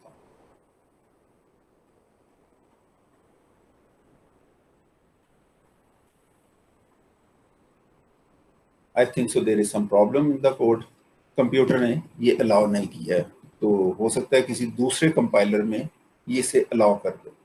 स्टूडेंट्स यहाँ पर मैं ये बताता चाहूँ कि आज से 2 साल पहले जब ये मैंने कोड रन किया था तो ये कोड एक्सिक्यूट हो रहा था। सो कंपाइलर अपडेट्स के साथ ऐसे मामला हो जाते हैं। मैं कंपाइलर स्विच करके देखता हूँ।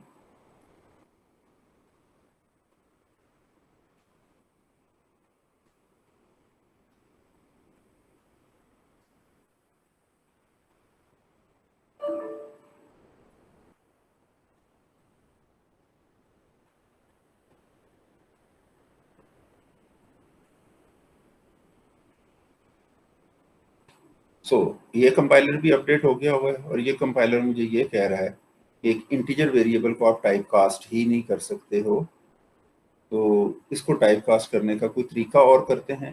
तो यहाँ से वापस आते हैं कोड में और मैं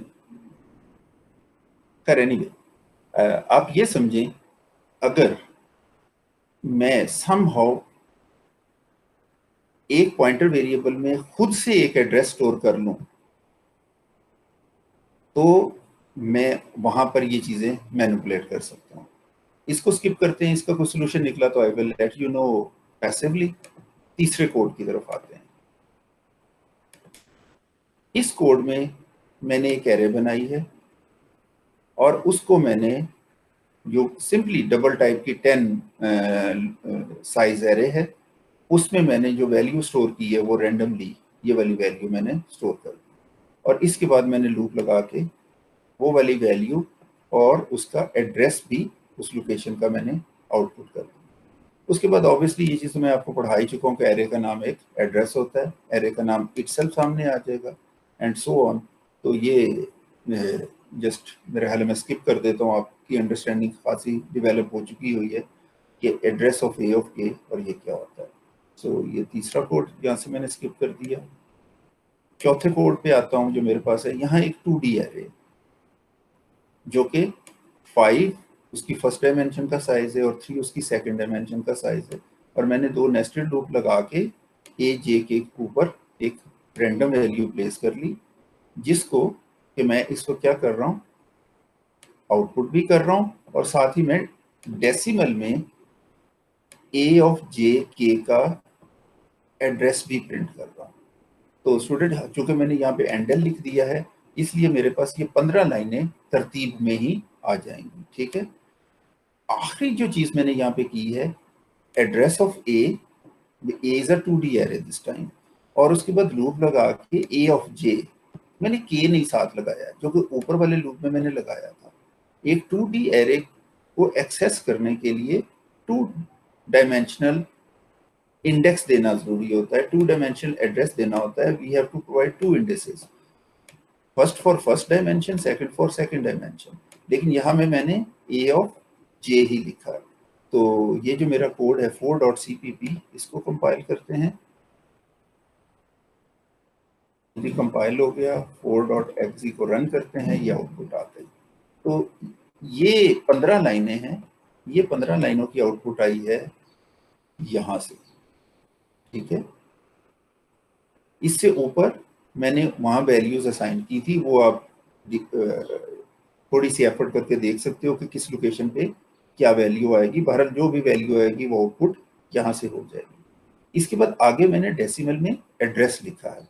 तो ये एड्रेस जो है ये डेसिमल में अपीयर नहीं हुआ क्योंकि मैंने टाइप कास्टिंग में अगेन एक गड़बड़ की है। जब भी मैं यहाँ एड्रेस लिखूंगा, एड्रेस हमेशा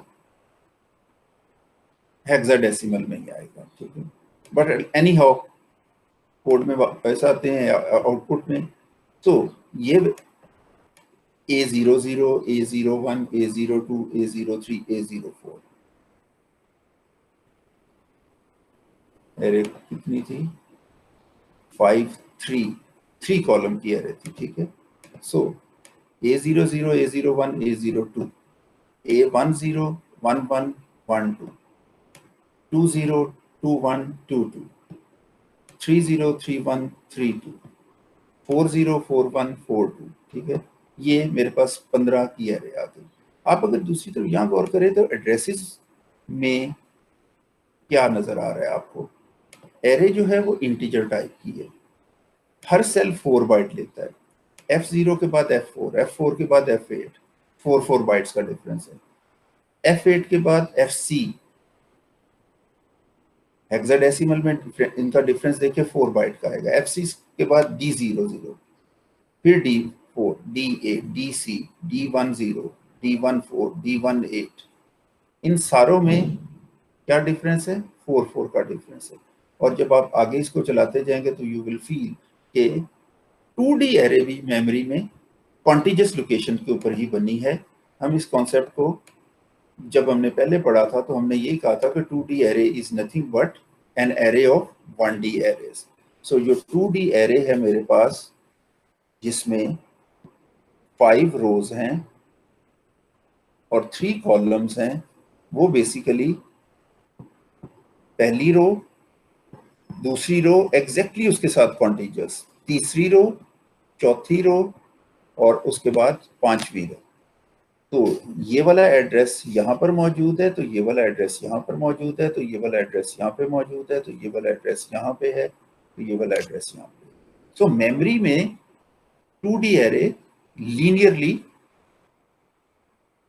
सेव होती है और it is an array of arrays. तो basically it is an array of length 5 of array of 3 integers. ठीक है, तो वो आप यहाँ पे अगर गौर करें तो वो एड्रेसेस आपको इस तरह से मिल रहे हैं, वो कॉन्टिजस है।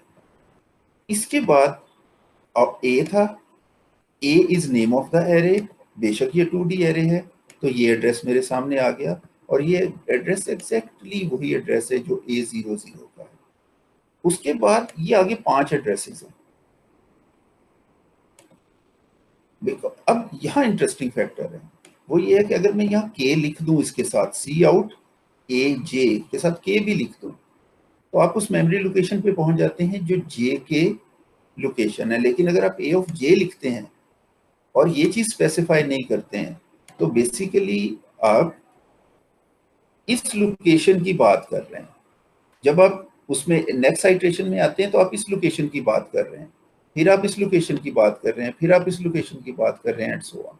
जब आप दूसरा इंडेक्स भी स्पेसिफाई कर देते हैं तो लोकेशंस हमारी बदलनी शुरू हो जाती हैं और वो ये लोकेशंस बनना शुरू हो जाती हैं। तो since a 2D array is an array of arrays, तो अगर मैं उसका एक एड्रेस लिखूंगा तो उससे मुझे एक एरे मिलेगी और एरे का नाम एक एड्रेस होता है। ठीक है, तो वही चीज मुझे यहाँ पे मिल रही है। तो बेसिकली ये, उसके बाद ये कहाँ का एड्रेस है, ये 3 को छोड़ने के बाद जो एड्रेस आता है ये वो वाला है, और आप ये गौर करेंगे ये वही एड्रेस है। इसी तरह 6 के बाद ये एड्रेस आएगा, and so on so fourth. ठीक है, तो ये 2D एरे के साथ थोड़ा सा एड्रेसेस और पॉइंटर्स का जिक्र हो गया। नेक्स्ट पीस ऑफ कोड देखते हैं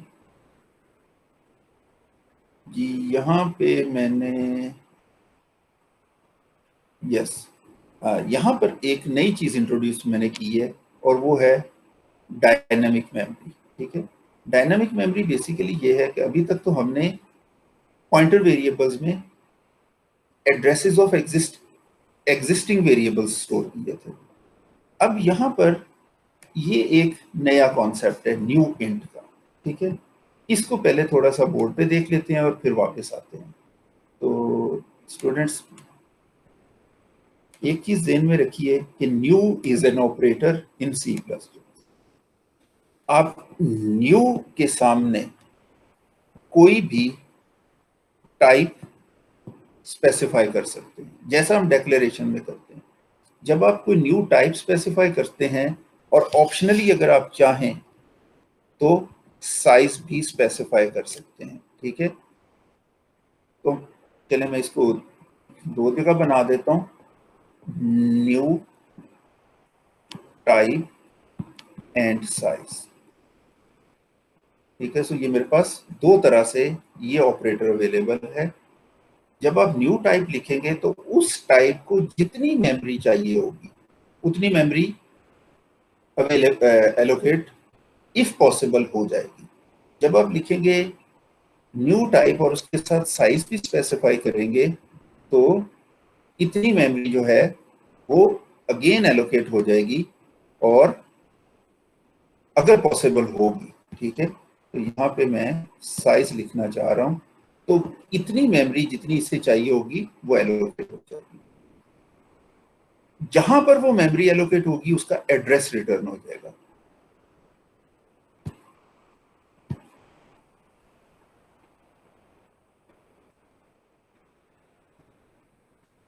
What I am saying is कि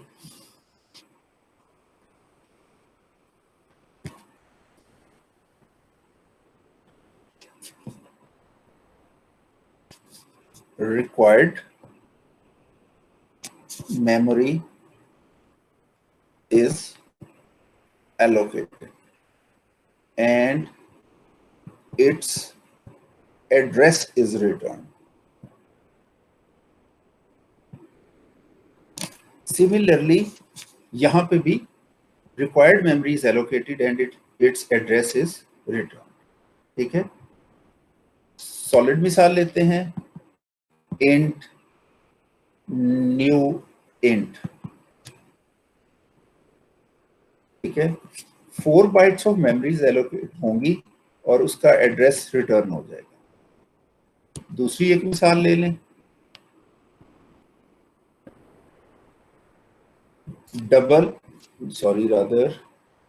न्यू डबल 5 मेमोरी में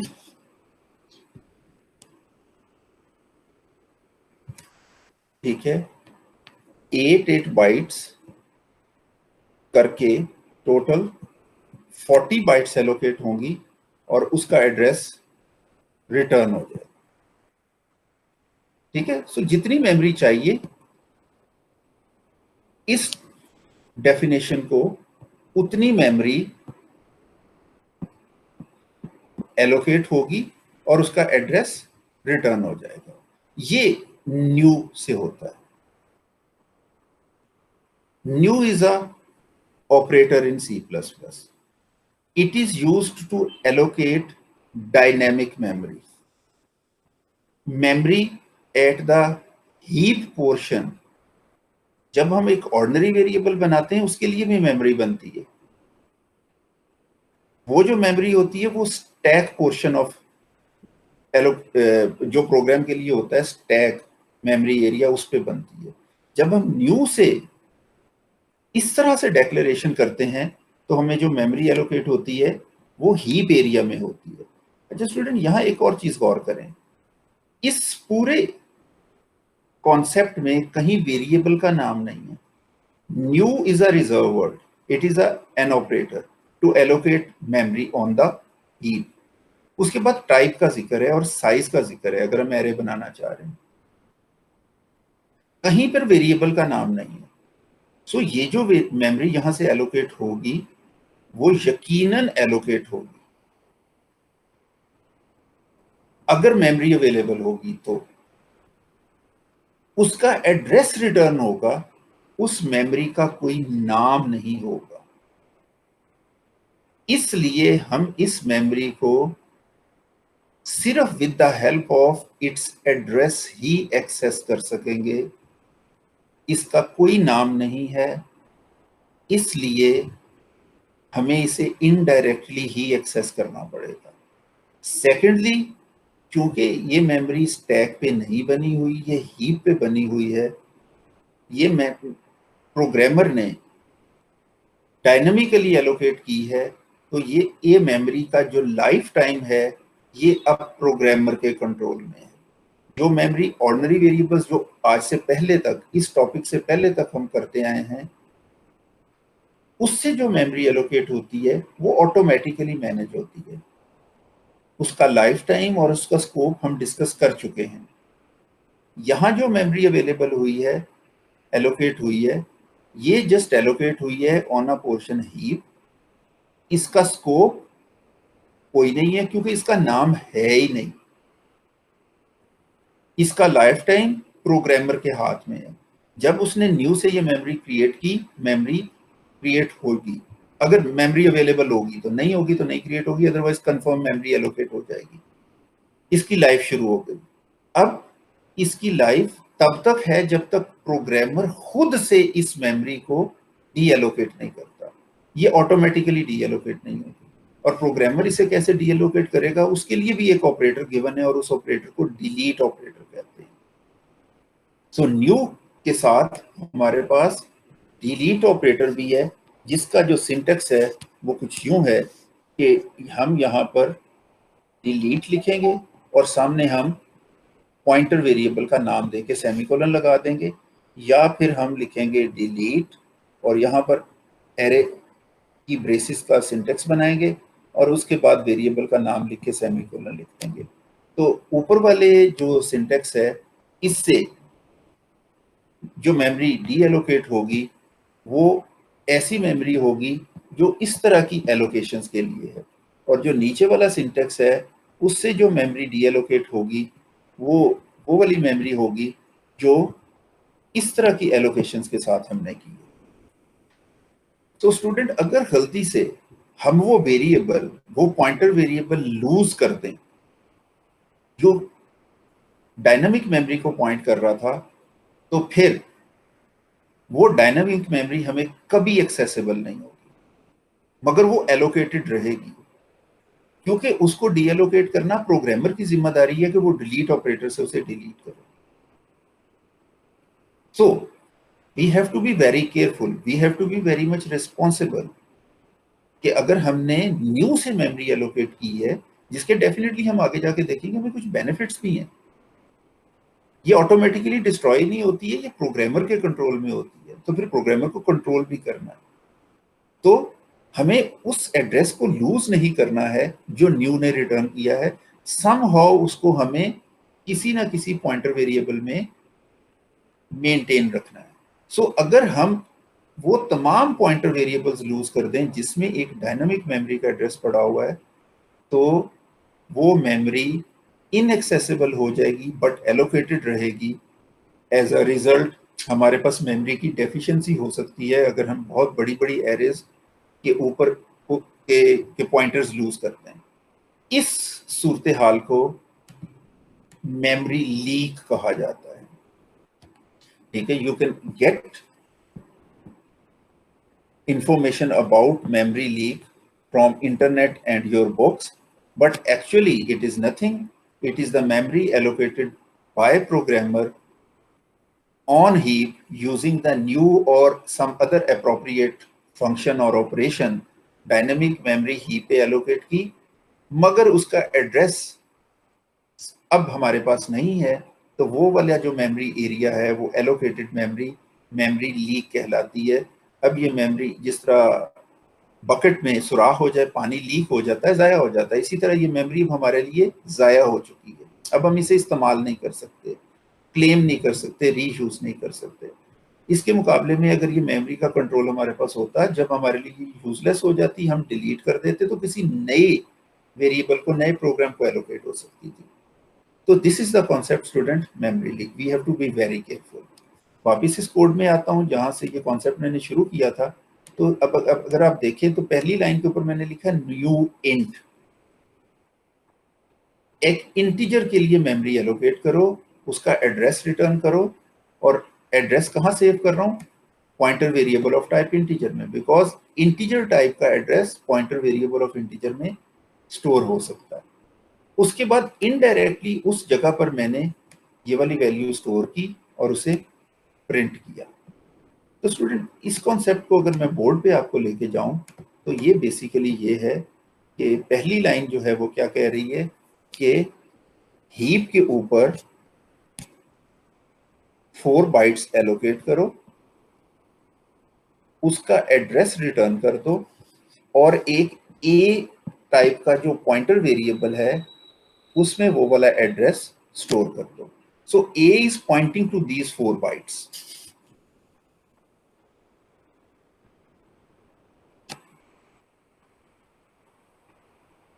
क्लियर? अगली लाइन कोड की क्या कह रही है?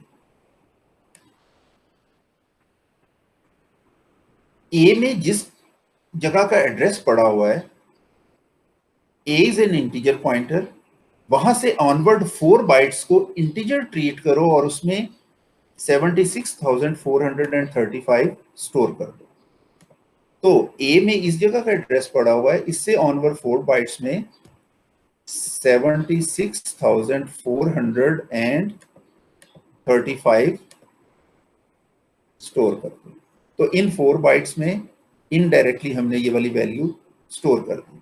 नेक्स्ट लाइन, इनडायरेक्टली उस एड्रेस पे शुरू होने वाली 4 बाइट्स में जो इंटीजर रिप्रेजेंट पड़ा हुआ है उसको आउटपुट कर दो। फाइन आउटपुट हो जाएगा, नो प्रॉब्लम। आगे आ जाए। ये मैंने जस्ट एक लूप लगाया, अजीब सा लूप है, आप इसको देखें तो k is equal to 0 while k is greater than equal to 0, k plus plus.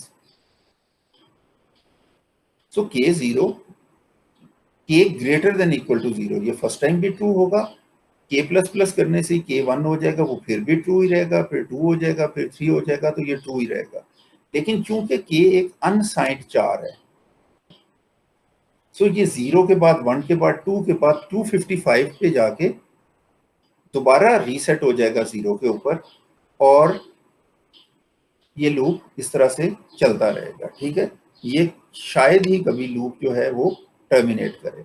बहरहाल इसको देखते हैं. यहां मैंने k, चूंकि वो अनसाइंड चार था, उसे एज अ इंटीजर प्रिंट किया, तो पहली आइटरेशन में वो 0, फिर 1, फिर 2, फिर 3 होगा अगर ये कोड सक्सेसफुली रन हो गया. इसके बाद मैं a प्लस k कर रहा हूं. What is a? A is an integer variable, it is a pointer to an integer. It is holding an address of dynamic memory. It can hold address of some integer variable. A plus k, a में 0 add करो. 0 add करने के बाद indirectly उस location पे पड़ी हुई value दे दो जो मुझे यही मिलेगी. अगली आइटरेशन में a में 1 ऐड करो और उस लोकेशन पे पड़ी हुई मुझे वैल्यू दे दो, and so on so fourth. जब मैं इस लूप से बाहर आया हूं तो मैंने ये डिलीट a क्यों लिखा है? क्योंकि मैंने न्यू से मेमोरी एलोकेट की थी जिसका एड्रेस a वेरिएबल में था.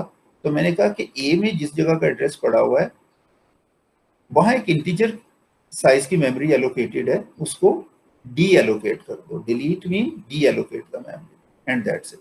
तो ये थोड़ा सा नया कोड है, थोड़ा सा कंफ्यूजिंग कोड है. मैं आपको इसको रन करके दिखाता हूं. It is 5.cpp.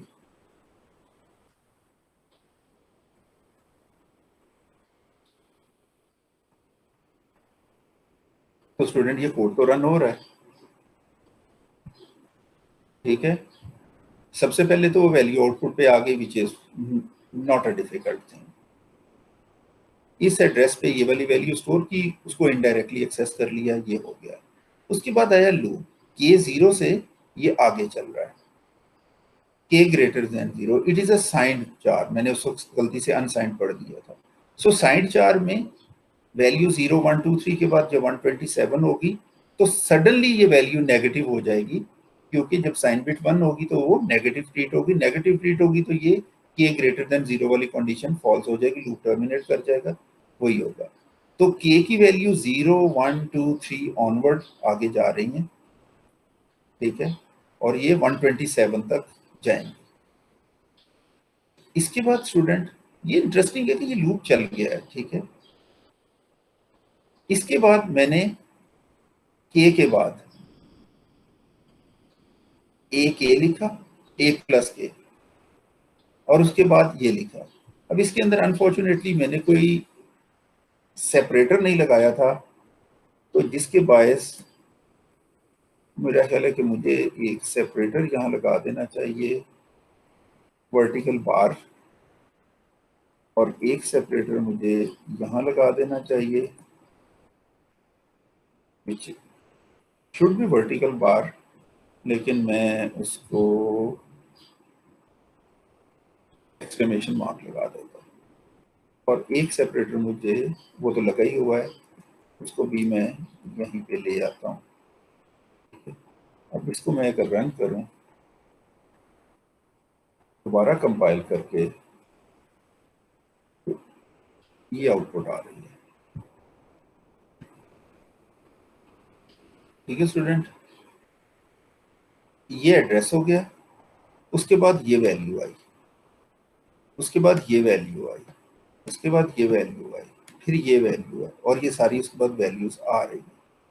ठीक है,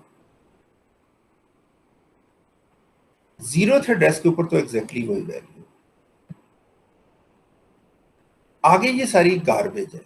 हो बेसिकली ये रहा है कि ये जब मैंने लिखा a, इनडायरेक्टली जब उसकी वैल्यू आउटपुट की तो इन 4 बाइट्स में जो वैल्यू पड़ी हुई थी वो आ गई. और जब मैंने लिखा a plus k where k is 1, तो नेचुरली इस एड्रेस की बजाय कोई और एड्रेस आया। वो जो भी एड्रेस था, जब मैंने उसके साथ इनडायरेक्शन ऑपरेटर लगाया तो उस एड्रेस पे जो भी ये वाला एड्रेस था, ऑनवर्ड 4 बाइट्स में जो भी बिट्स पड़ी हुई थी वो एज अ इंटीजर ट्रीट हुई और आउटपुट हो गई। दोबारा समझ लें कि ए में जब मैंने के ऐड किया, वो के 1 हो, 2 हो या कोई भी वैल्यू हो, उससे मुझे एक नया एड्रेस मिलेगा, से वो ये वाला एड्रेस है मेमोरी में। उसके पीछे मैं स्टेरिक लगाता हूं which is an indirection operator. तो मुझे उस एड्रेस से ऑनवर्ड जो 4 बाइट्स हैं, वहां उस वक्त जो भी बिट्स मौजूद हैं वो जिस इंटीजर को रिप्रेजेंट कर रही है वो इंटीजर आउटपुट पे आ जाए। तो इसलिए इस कोड में, इस कोड की आउटपुट में, कि ये इंटीजर तो ठीक है, ये तो उसी लोकेशन पे, फिर ये और ये नेगेटिव वैल्यू एक बड़ी सारी, फिर ये एक पॉजिटिव वैल्यू बड़ी सारी, और आगे चलें ये फिर कभी नेगेटिव वैल्यू है, कभी छोटी वैल्यू आ रही है। ठीक है sir, different values different random pattern पे आ रही हैं, दे आर गार्बेज वैल्यूज। अब दूसरी चीज है जो ज्यादा इंटरेस्टिंग है, वो है एड्रेस। स्टूडेंट, ये एड्रेस है किसका? ए का। ये एड्रेस किसका है? जब मैंने ए में 1 ऐड किया है, क्योंकि इसके बाद k प्लस प्लस हो गया तो उसने 1 ही होना है ना, तो a प्लस के इन a प्लस 1। ये एड्रेस पॉइंटर वेरिएबल में 1 ऐड करके आया, लेकिन अगर आप इन एड्रेसेस में बाइट नंबर का डिफरेंस देखें वो तो 4 का है। ये एड्रेस 2 ऐड करके आया है। इसका पिछले से डिफरेंस देखें तो अगेन 4 का है, और ओरिजिनल से डिफरेंस देखें तो 8 का है। ये एड्रेस सब कुछ वही है, लेकिन आखिर पर EC है, और 8 के बाद 9 आता है, 9 के बाद A आता है, A के बाद B आता है, और B के बाद C आता है। तो 9 ABC, एक्चुअली इट इज 12। ये अगेन इससे 4 आगे चला गया, और फिर ये F0 हो गया है विच इज 16। तो आप ये देखें कि यहां पर हम ऐड कर रहे हैं 1 2 3, लेकिन एड्रेस में चेंज आ रहा है 4 बाइट्स का। बेसिकली जब एक पॉइंटर वेरिएबल में कोई अरिथमेटिक करते हैं तो वो ऑर्डिनरी अरिथमेटिक नहीं होता, वो पॉइंटर अरिथमेटिक होता है। And pointer arithmetic is different from ordinary arithmetic. ठीक है,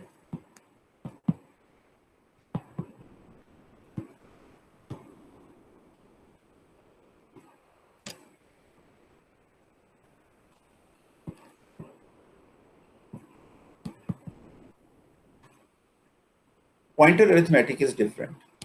What difference is? पहली चीज तो यह है कि पॉइंटर अरिथमेटिक में हर तरह का अरिथमेटिक ऑपरेशन नहीं हो सकता।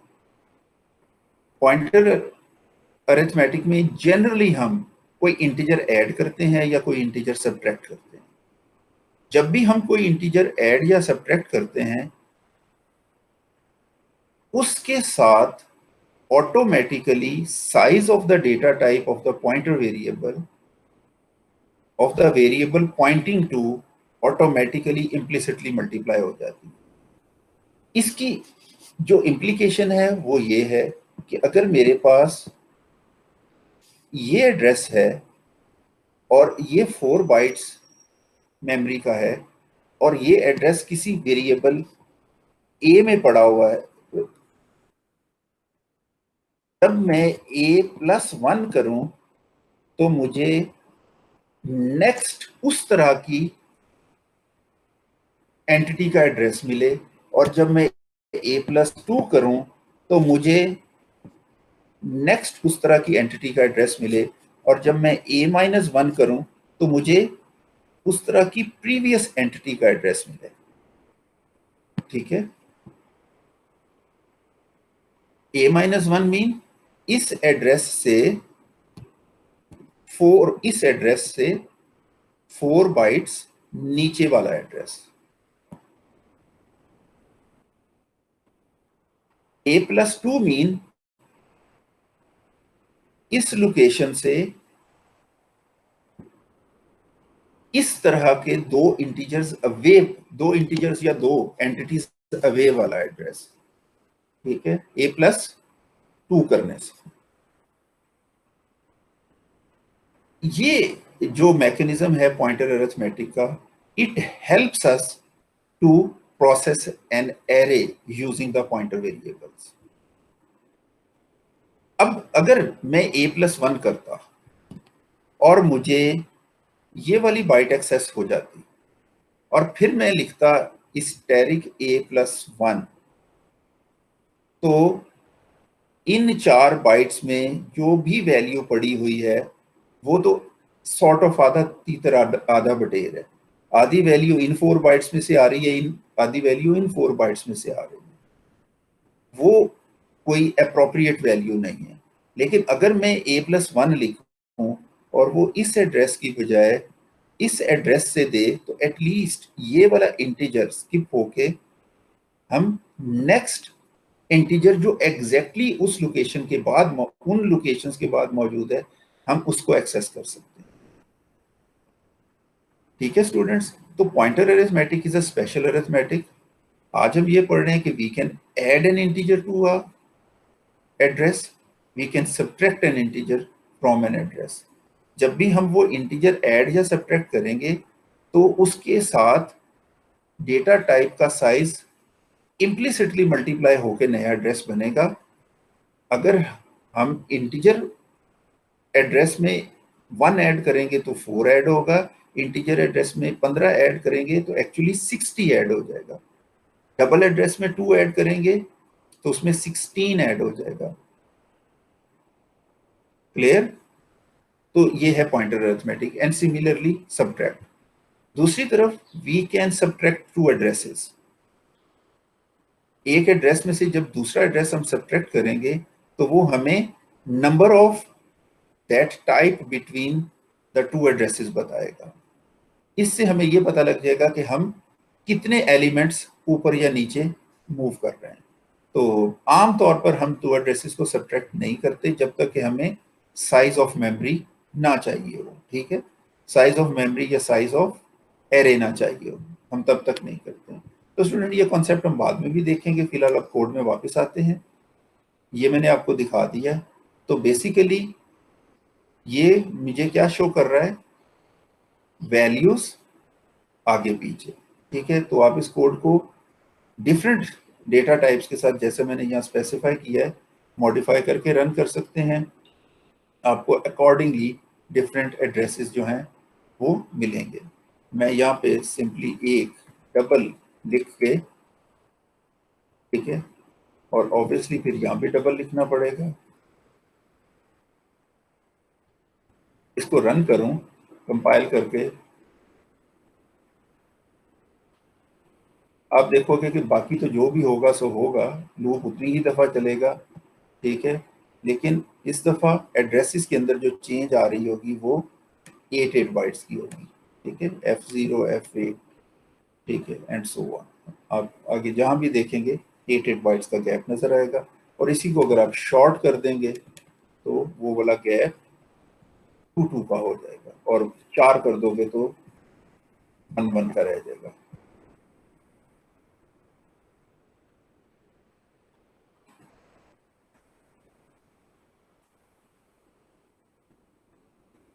वो वहीं जाके खत्म होगा।